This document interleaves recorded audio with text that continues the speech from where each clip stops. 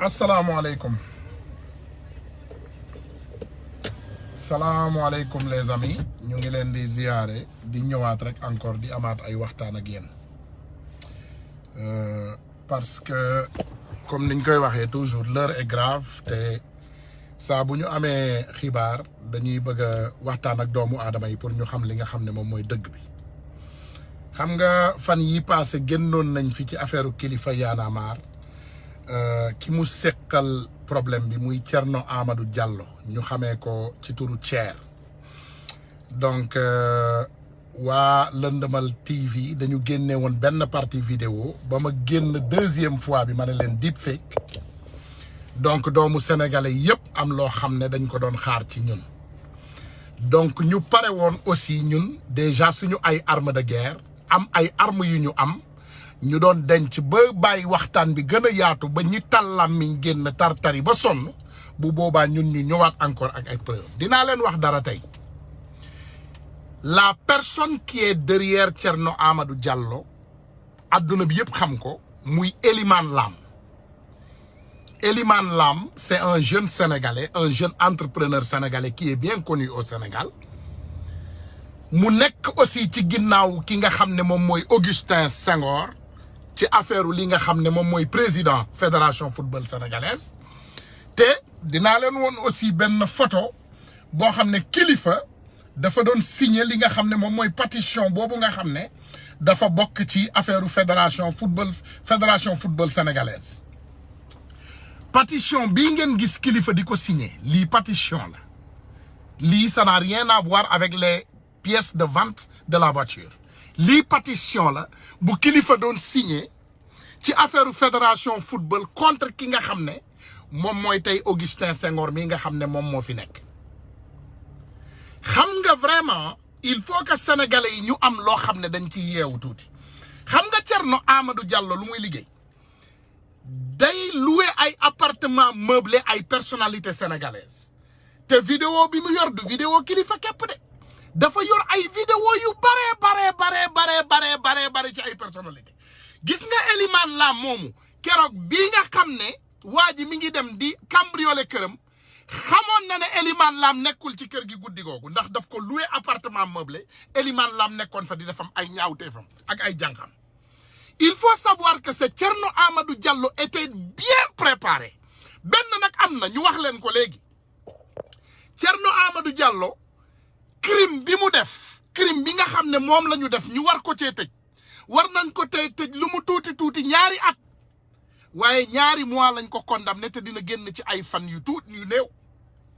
donc ñu bëgg sénégalais yi ngeen dellu si waat encore xam dara oto boobu nga xam ne kilifa mi ngi ko sekkoon ak Thierno Amadou Diallo ba léegi ñu ngi xaar comme niñ leen ko waxee ñu ngi xaar Thierno Amadou Diallo génn ak jàmm ak salaam pour laajte otom boobu bu soobee yàlla danañu xam ndax dina ko jot wala du ko jot beneen cas bi aussi ak ay preuve yu leer ma wax leen ko xam nañu exactement lan moo tax Thierno Amadou Diallo jël vidéo boobu jébbale ko Elimane Lam parce que bañ ko jàppee ñu jàpp ko emprisonné ko moom Thierno Amadou Diallo fekk na moom def na vidéo boobu ba pare vidéo boobu intention nekkul woon pour mu jox ko Elimane Lam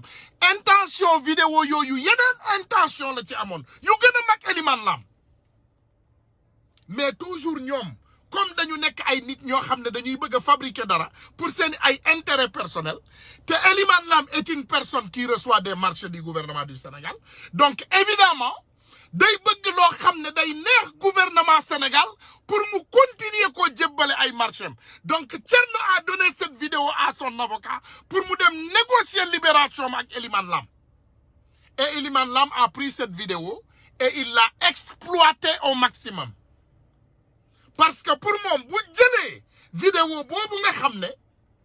moom la kilifa yor mu jébbale ko ñii nga xam ne ñoom ñooy gouvernement Macky Sall comme c'est un gouvernement maudit et incompétent moom dina continuer am njariñam ci gouvernement Macky Sall ba pare ñu daan ki nga xam ne moom mooy kilifa yàq li nga xam ne moom mooy crédibilité am ci combat bii ñuy def ñun lan na xam nañ ko dinaa leen woon dara kii mooy jabaru Thier Thier mi ngeen di wax ne kilifa moom la doon lijjantil jabaram ay visa dinaa leen woon dara tey ngeen xam ko Thier jabaram soxlawul visa Europe parce que jabaram dafa détenir li nga xam ne moom mooy carte de séjour italienne frère Thier mi ngi dëkk Allemagne ñëpp xam frère gis nga mi ngi nii jabaru Thier mi ngi nii en avion boo leen liiree titre bi mi ngi nii kii mooy jabaru Thier Thierno Amadou Diallo kii mooy jabaram ak doomam ngeen jéggal ma bugguma woon sax wane doom ji parce que wax dëgg yàlla jabar ji elle n'a rien à foutre ak doom ji aussi il n'a rien à faire mais en tout cas jabaram Fatou Pullo Yonis la tudd te Fatou Pullo Yonis mi ngi nii mi ngi woon Brussels Airlines Air Bruxelles la nekkoon nii nekk ci avion di dem fa nga xam ne moom mooy Europe soxlawul visa ndax dafa détenir li nga xam ne moom mooy carte de séjour italienne donc pour muy leer il faut que doomu sénégalais yi xam ne caaxaan mënul tabax Sénégal ay fen mënul defar dëkk Thierno Amadou Diallo nag du Elimane Lam rek la détenir ci ay preuve du ay preuve Elimane Lam rek la détenir parce que moom ku mu loué appartement meublé daf lay bàyyi nga dem fa ak sa gel mu filmer la parce que appartement yi dafa am caméra ci biir ni mu doon def sax day bàyyi ba nga jël sa xaalis dugal ko ci biir kër gi boo ko fa dugalee nga denc say bien après yow boo génnee ñoom ñu ñëw sa ginnaaw cambriolé kër gi donc Elimane Lam bi ko Thierno Amadou Diallo di cambriolé xam na ne ma ngi tëdd feneen ci appartement bu mu ko loué ak yeneen xale yu jigéen yoo xam ne duñu soxnaam loolu moo tax Thierno Amadou Diallo ragalul cambriolage bi muy def ndax daf ko sekk ak ay bandi bu leen loué appartement meublé ñu def fa dem seen banditisme bu ñu génnee seen kër mu dem seen ginnaaw dajji seen kër yi cambriolé wala yenn say bu ñu jëlee seen alal bàyyi ko ci appartement meublé yooyu ci génn bu ndaw bi ñu génn mu dem seen ginnaaw cambriolé waat ko fa donc ce qui veut dire que les Sénégalais il faut que ñu yeewu ñu xam ne gouvernement mafia saay-saay tappale dóorkat lañ ko sekkal léegi nag lan mooy intérêt wu aussi suñu waa ji Senghor le nouveau président de la fédération du football sénégalais ci li nga xam ne moom mooy takkal kilifa bii parce que Elimane Lam bu leen fàtte ne daf kooku la àndal Augustin Senghor la àndal donc nañu laaj suñu bopp question lan moo tax Augustin Senghor ak Elimane Lam li leen tàmbali ba keroog bi kilifa di signé li nga xam ne moom mooy pétition bi ñu gaawantu ñu indi ay information di attaquer kilifa à sa personne pourquoi ban intérêt lañ ci am kan moo am intérêt ci daanu kilifa kan moo ëpp intérêt ci daanu kilifa lan moo waral tey homme d'affaires yi di jël ay sénégalais di leen filmelu wala di filmelu seeni ay famille wala di woo ay nit di yàq ay doomu aadama di jël film yooyu di ko diffuser wala sax dolli ci leneen dolli ci rax ci dolli je connais Elimane Lam et il connaît beaucoup de techniciens en ordinateur Elimane Lam dafa xam ay nit yu bari ay nit yu compétent ay nit yu bari yoo xam ne dañoo compétent xarañ ci machine lan ngeen war a yaakaar ne lan moo war a tax Elimane Lam am vidéo boobu ba ñuy manufacturer vidéo yi di ko jël di ko jox gouvernement pour lan pour yàq benn doomu aadama pour bu ñu yàqee doomu aadama ba pare doomu aadama boobu dootul amati crédibilité pour wax ci société bi ngeen defe ne loolu mën naa war a defar société ngeen defe ne loolu mën naa defar société bu ñu paree ñu am ay personnes yoo xam ne ils sont mal intentionnés ku nekk mi ngi bëgg a régler problème am personnel ak nit dégg ngeen kilifa ñëpp dog yor seen làmmiñ tal ñi jub xam nañu dëgg ñi bëgg dëgg ñoom xam nañ ko pourquoi ceux qui veulent la vérité bu ñu waxee yéen doo leen ñu bàyyi ñun ñu ma bëgg a wax suñu dëgg yéen boo leen dox ci ay tappale ak seeni ay fen ak njuuj njaaj ak bëgg a yàq ay doomu jàmbur dox leen ci mais laissez-nous aussi la dignité ñun ay sénégalais lañu bu ñu amee lu ñu wax dañ koy wax bu ñu amul lu ñu wax duñ ko wax donc il faut savoir une chose cette chose de ils sont tous pareils duñ ci dox man à ma personne je m'en fous de ce qui se passe ou ce qui ne se passe pas à kilifa ndax kilifa citoyen sénégalais la am na ay droit am na ak yelleef te bu defee ni ko yoon waree daan noonu la yoon waree daan ñëpp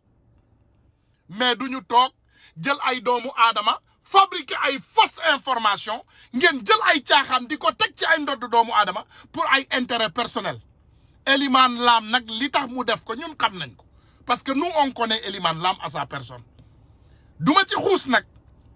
waaye boo leen ma permettre ma génn Elimane Lam nag laay waxal ak ñi ko wër. Si vous me permettez de ressortir, je vais sortir des scandales. Dina génne ay mbir yoo xam ne adduna bi dina tas te am naa lu ma yor nag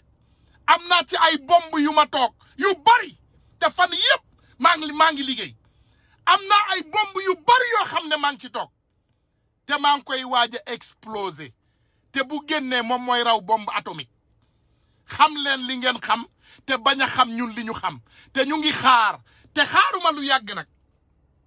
ñu ngi xaar Thierno Amadou Diallo moom dina génn ak jàmm ak salaam yeneen yi lalu ci ginnaaw yépp dina ñëw leer te bis bu leeree wallahi sénégalais yi di ngeen jàpp seen gémmiñ ngeen ne ñun ci ban Sénégal la ñu dëkk ndax Sénégal li fi xew kenn xamatu ko temps yi yépp yéen a ngi gis ay nit yuy foññee di daw waaw kilifa waaw jaar na fii jaar na fële mais xaar leen lii ma ne ñun ñu ngi génnee ay bomb yor nañu ay bomb yoo xam ne toog nañ ci comme li ma leen wax bu leen fàtte de ceer ay vidéo yu bare la filmé te ñun lu bare dañ ko xam te bu leen fàtte ne ay appartement meublé la te bu leen fàtte ne ay personnalité politique laa wax de personnalité politique ba ci kilifa réew mi xam na kuy Thierno Amadou Diallo donc li ma leen di wax du dañ de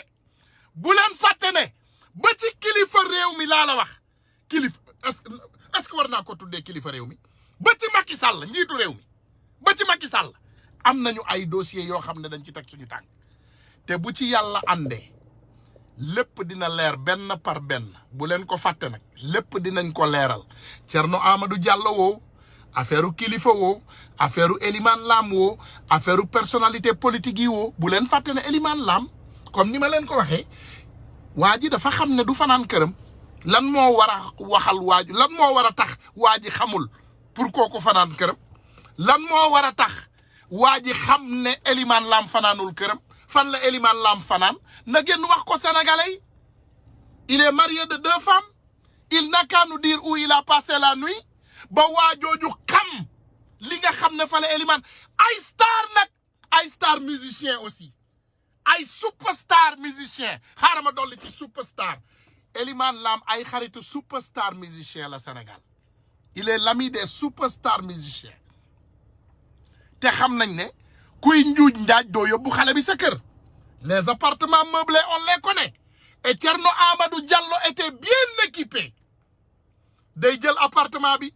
dugal fa ay filmam lakk leen ci biir bu lakkee ci biir gars yi bu ñu ñëwee mu filmer lépp bu ñu filmer ci ginnaaw gi sax mu dem seen kër yi dóor leen yenn saa yi dañ koy yëg sax du ñu ñemee wax xam nga lan moo tax bi yoon ñu wax parce que gardien yi ñoo ko jàpp ñu filmer ko dugal ko ci réseaux sociaux yi gardien yi ñoo jàpp waa ji filmer ko dugal ko ci réseaux sociaux yi bu gardien yi jàppuloon waa ji bu doon Elimane Lam rek ak Thierno rek Elimane Lam du génnee dara du wax dara parce que Thierno ak Elimane Lam ils se connaissent bien qui s'assemble se ressemble bu leen fàtte les personnes qui s'assemblent se ressemblent qui se ressemblent s'assemblent loolu la Sénégalais yi wax donc bu leen fontoo nit ñi bu leen dof ki nekk ci ginnaaw xam nañ la on connaît tout on connaît vos deals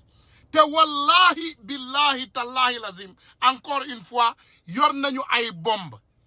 te bu leen tax ñu exploser bombe yi ndax bu ñu génnee bombe yi Sénégal dina tas dañ maa tere nag maa ngi leen di wax maa ngi leen di nuyu maa ngi leen di tàggu dañ maa tere ay kilifa ñoo ma woo ñu tere ma ñu ne ma Tunkara am na yoo xam ne mën nga koo xam waaye bu ko génnee bàyyi ko ci biir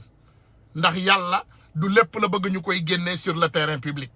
mais nag bu leen ñu puus dóor fayu la ñu wax fii koo fi dóor dina fayu te génnee nañu affaire bi wax nañ leen ko te lii warning la warning ñu ngi xaar incha allahu rabbi ci ay fan yuy ñëw affaire u Thierno bi dina génn te bu génnee mbir mi dina continuer te bu continuer dina leer wa salaamu aleykum wa rahmatullah